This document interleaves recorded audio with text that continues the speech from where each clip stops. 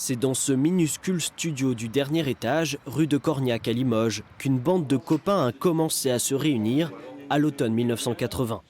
D'abord dans la plus grande clandestinité. Cet émetteur de 40 watts, c'est celui qui a servi aux premières émissions de Radio Trouble Fête et qui a passé presque 6 mois dans un casier au Palais de Justice de Limoges suite à l'intervention policière dans le studio de Radio Trouble Fête l'an dernier au mois de décembre. Jean-François Biardot fait partie de ces pionniers. C'était une grande soif de liberté d'expression. Parce qu'on ne se rend plus compte maintenant, mais l'expression était corsetée, contrôlée, censurée. Donc il y avait une espèce de soif de parler dans tout un tas de mouvements très hétéroclites. Je veux dire, il y avait des féministes, des occitans, des écologistes.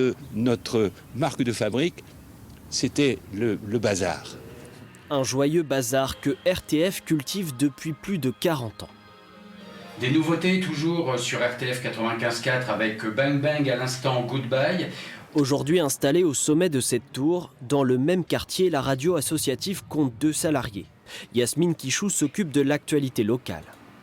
On est proche des auditeurs, on est même très proche, on vit avec eux dans l'immeuble. Nous, on sait quand les ascenseurs sont en panne et que ça fait très longtemps que Limoges Habitat n'est pas venu les réparer, par exemple. Donc, on connaît les véritables problèmes en fait, des habitants. La petite station a connu bien des remous, ayant dû supprimer des emplois pour sa sauvegarde. Malgré les épreuves, subsiste cette indépendance totale chère à leurs 3000 auditeurs journaliers. On n'a personne qui vient nous dicter ce qu'on a à faire ou dire. Et musicalement, c'est pareil. On décide de tout, en fait. Et je crois que les radios libres ont vraiment cette liberté. Elles l'ont toujours, en tout cas. Enfin, nous, on l'a toujours. C'est peut-être pour ça qu'on est toujours là depuis 1980. Une longévité unique dans le paysage radiophonique limousin, qui ne doit qu'à une seule chose, la passion du micro.